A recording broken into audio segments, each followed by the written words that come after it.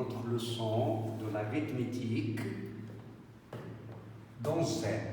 Nous avons vu les nombres premiers entre eux, la conséquence de Bezout, nous avons vu le théorème de Gauss et sa conséquence. On va voir aujourd'hui la troisième partie, c'est l'équation diophantienne linéaire. Voilà. Alors, soit A, B, C appartenant à Z au carré. La forme générale est l'équation E AX plus BY égale à C. Et nous avons donné une discussion générale de l'existence de cette équation. Elle est déterminée. On pose delta, le plus grand diviseur commun de A et B, ce qui équivaut à A égale delta 1, B égale delta B1, avec A1 et B1 égale à 1, ce qui caractérise le plus grand diviseur commun des deux nombres. Nous remplaçons dans l'équation E, alors ça nous donne delta A1x plus B1y égale à C. Premier cas, si delta ne divise pas C, alors S égale l'ensemble vide. L'équation n'admet pas de solution dans Z. Deuxième cas, si delta divise C, donc C égale à delta C1, avec C1 appartenant à Z. L'équation E est équivalente à A1x plus B1y égale C1, avec A1 et B1 sont promis entre eux. D'après le théorème de Bezout, il existe UV dans Z au carré tel que A1U plus B1V égale à C1 est égal à 1, est égal à 1. Multiplions par C, on aura ACU, C1U, plus B1, CV, C1V égale à C1. Donc A1, C1, B1, C1 est une solution de l'équation.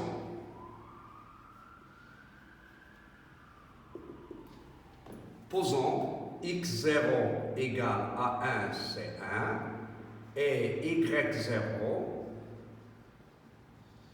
est égal à B1 C1. Donc on obtient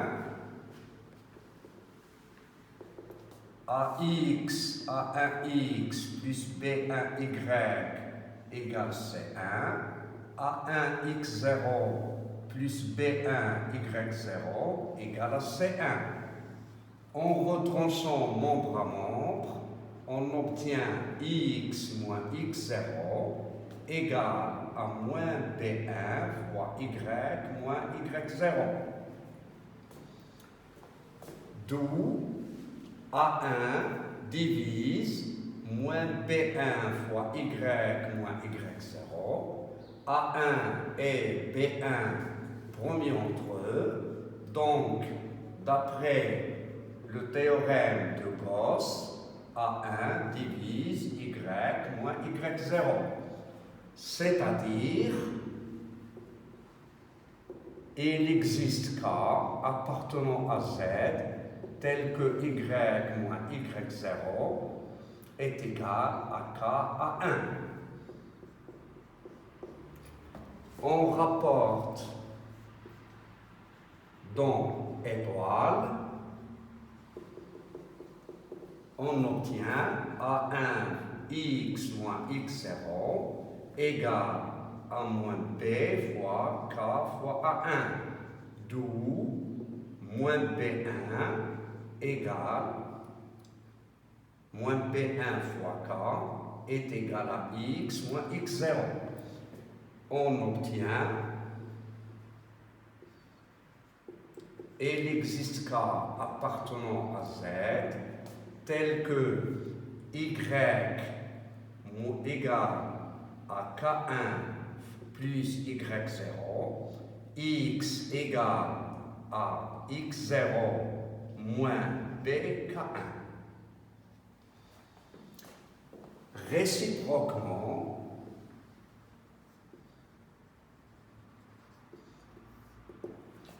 A facteur de K1 plus Y0 moins B1 fois X0 plus B1 fois X0 moins BK1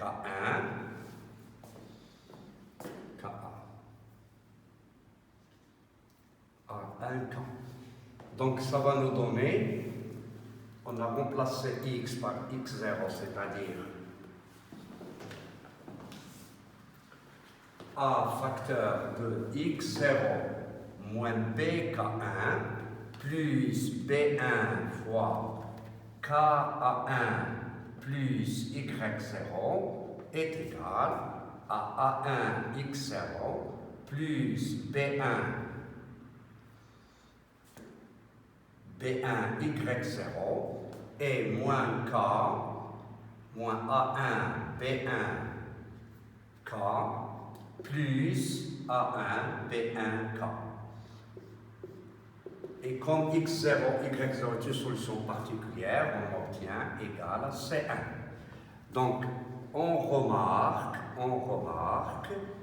que les solutions sont indépendantes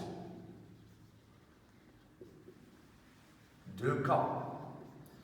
Et d'où l'ensemble de solutions est X0 moins B1K, B1K et Y0 plus K à 1 avec K appartenant à Z. Voilà comment on discute une équation générale. Prenons un exemple. Exemple, 2x moins résoudre dans Z carré l'équation 2x moins 3y égale à 1. On remarque 2 et 3 sont promis entre eux. Donc, d'après le théorème de Bézout, l'équation admet des solutions dans Z au carré. 2 fois 2 moins 3 fois 1 égale à 1. Donc, le couple 2,3 est solution de E.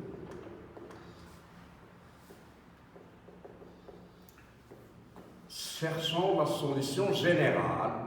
2x moins 3y égale à 1. 2 fois 2 moins 3 fois 1 est égal à 1. D'où 2 facteurs de x moins 2 égale à 3 fois y moins 1. 2 divise 3 fois y moins 1. 2 et 3 sont promis entre eux, donc 2 divise y moins 1. Donc, il n'existe qu'A dans Z, tel que y moins 1 est égal à 2k. 2 facteurs de x moins 2 égale à 3 fois 2k, c'est-à-dire x moins 2 égale à 3k. Donc, x égale à 2 plus 3k, y égale à 1 plus 2k. Réciproquement,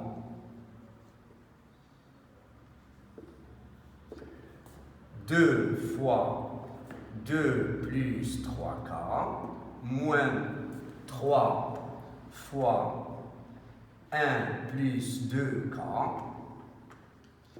égale, vous remarquez, 6k moins 6k c'est 0, ça nous reste la solution particulière. 2 fois 3 moins 3 fois 1 est égal à 1. D'où l'ensemble de solutions est 2 plus 3k et 1 plus 2k, avec k appartenant à z.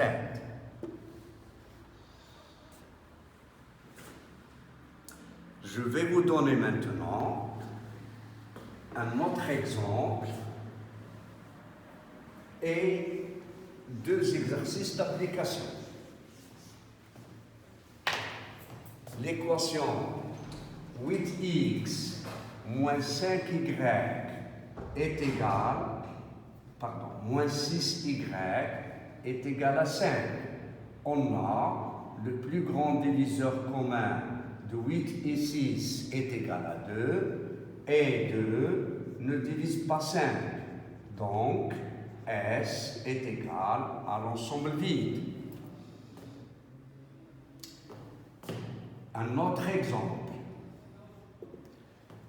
14x moins 26y égale à 4. On a le plus grand diviseur commun de 4 et 26 est égal à 2 et 2 divise 4. Donc, 7x moins 13y égale à 2. On cherche une solution particulière. 7 fois 4 moins 13 fois 2 égale à 2. Et donc, 4, 2 est solution de E. Solution particulière de E.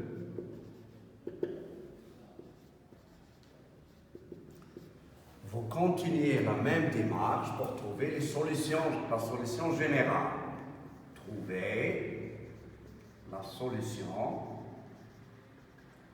les solutions générales de E.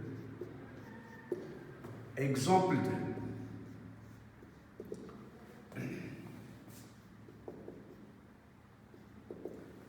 Remarquez que la solution particulière n'est pas toujours facile à remarquer. Donc, dans ce cas, nous utilisons l'algorithme d'Euclide pour déterminer cette solution particulière.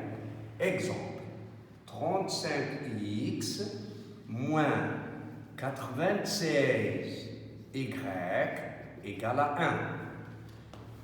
On ne peut pas remarquer une solution particulière évidente, comme nous venons de le voir. Mais nous allons essayer de la déterminer à l'aide de l'algorithme d'Euclide. Remarquez que 96 égale à 35 fois 2 plus 26. 35 égale 26 fois 1 plus 9. 26 égale 9 fois 2 plus 8. Et 9 est égal à 8 fois 1 plus 1. Ce qui démontre que 96 et 35 sont promis entre eux, car le dernier reste non nul est 1. Et donc l'équation admet une solution dans z carré. Comment déterminer cette solution particulière? On peut écrire comme ça. 1 est égal à 9 fois à 9 moins 8 fois 1. 1 est égal à 9 moins 9 est égal. On peut le déterminer d'une autre façon plus simple. Remarquez ici le coefficient 1. Nous allons multiplier cette inégalité par moins 1. Comme le nombre de facteurs après le 9 est moins 2, ici c'est 1, on aura ici moins 1, donc on multipliera par 3.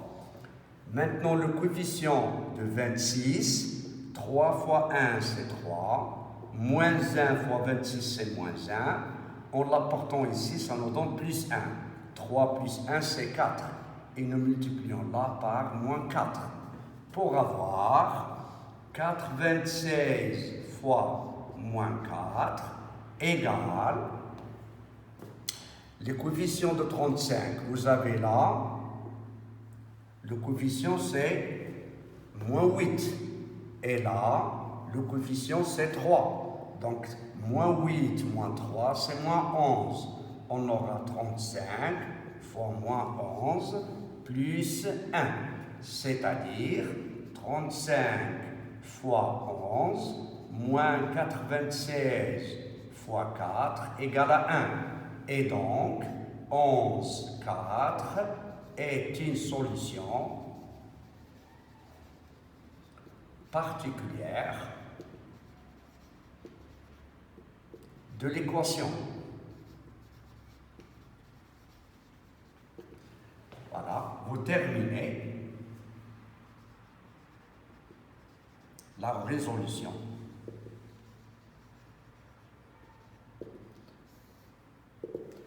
J'attendrai vos commentaires et je vous donnerai une série d'exercices concernant la partie de plus grand diviseur commun qui contient le théorème de Bézout, le théorème de Gauss et ce genre d'équation linéaire AX plus BY égale à C pour clore cette partie et pour aborder la partie des nombres premiers. Merci de votre attention.